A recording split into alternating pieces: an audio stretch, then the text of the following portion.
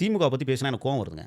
ஏன் கோவம் வருது? பேசுறதெல்லாம் ஒண்ணு, செய்யறதெல்லாம் ஒண்ணு. நீட்ட முதல்ல அவர் என்ன சொன்னாரு? சட்ட ரீதியாக ஒழிப்போம்னாரு. ஒழிப்போம். எங்க ஒழிச்சிட்டீங்களா? தெம்பு இருந்தா, திராணி இருந்தா, உங்கள் ஆட்சியை தூய்மையாக இருந்தால் ஒழிச்சுக்கிட்டுங்க பார்ப்போம். வாய்ப்பே இல்லை. ஒருங்கிணைக்கப்பட்ட இந்திய வரைபடத்திற்குள் சட்டத்தை மதித்து நடக்கக்கூடிய எந்த சட்ட ஆட்சியும் ஒன்றிய அரசின் மையத்தில் தான் இணங்கி நடக்கப்பட வேண்டும். தனியா நீங்க வந்து ஒரு விடயத்தை ஒருத்தர் சொல்லிட்டு இருந்தார்ல, நாங்கள் தமிழ்நாட்டிற்கு என்று பாராளுமன்றத்தை நிறுவுவோம், தமிழ்நாட்டிற்கு என்று நெய்தல் படையை உருவாக்குவோம். கிளிப்பியே தமிழ் தேசியம் என்ன என்றே தெரியாத தலைவன் என்கிற தற்குறிகள் எல்லாம் தமிழ்நாட்டில் கட்சி நடத்துகிற அவலக்குடுமை நடக்கிறது என்றால் தமிழர் தேசத்துக்கு ஒரு வரைபடம் உண்டா? எந்த வரையறை எல்லை கோட்பாட்டுக்குள் இவர்கள் வருகிறார்? முன்னாரும் கோலார் தங்க வேலையமுடைய பூமி, குடகுமலை எமது தேசம் கொண்டு வந்துட முடியுமா? தமிழர் தேசியத்துக்குள்ள புரியாமல் இளைஞர்களை திசை மாற்றுகிற வடிவம் நடந்தது. அதை திசை திருப்பிய தலைவன் விஜய் அவர்கள். நாங்க தமிழக வெற்றி கழகத்தின் சார்பா அவங்க வந்து எங்களுடைய அரசியல் எதிரின்னு சொல்லிட்டோம். நீங்க கடுமையா அவங்களை விமர்சனம் செஞ்சுக்கிட்டே வரீங்க. திமுக வச்சு நீங்க எப்படி பாக்குறீங்க? திமுகவுக்கு என்ன கொள்கை? திமுகக்கு திராவிடம், சுயமரியாதை என்ன இருக்கு? திராவிடம்னா என்ன? சுயமரியாதைன்னா என்ன?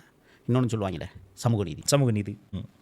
கேடு கட்டவர்கள், பெரியாரின் பேரன் வழி என்றெல்லாம் பேசுகிற பீற்றுகிற தற்கொலையாளி. அவங்க எங்களை தான் தற்கொலைம்பாங்க. நீங்க தற்கொலையாளி புதிய வார்த்தையை சொல்றீங்களே, அதுக்கு என்ன அர்த்தம்? பெரியாரையே குழி தோண்டி புதைத்தவர், தலைவனையே புதைத்தவர்கள் தன்னைத்தானே புதைத்துக் கொண்டிருப்போம். ஒரு வினயம் உங்களுக்கு நான் மலந்தண்ணி குடித்தவனையே குற்றவாளியாக்கி கொடுமை உலகத்தில் எங்கேயும் நடந்தது. 3 இடத்துல மலந்தண்ணீரை நீர்த்தேக்க தொட்டிகளில் கலந்திருக்கிறார். நான் அதான் சொன்னேன், தீண்டாமை வன்கொடுமை வழக்கு என்று வருமேயானால் தயவு செய்து யாரும் கொண்டு போய் புகார் கொடுத்து விடாதீர்கள். புகார் கொடுத்தவர்களை குற்றவாளியாக்குகிற கொடுமையான ஆட்சி தமிழ்நாட்டில் நடந்து கொண்டிருக்கிறது என்று நான் சொல்றேன். 34 ஆணவ படுகொலைகள் அரங்கேற்றம் செய்திருக்கிறார்கள்.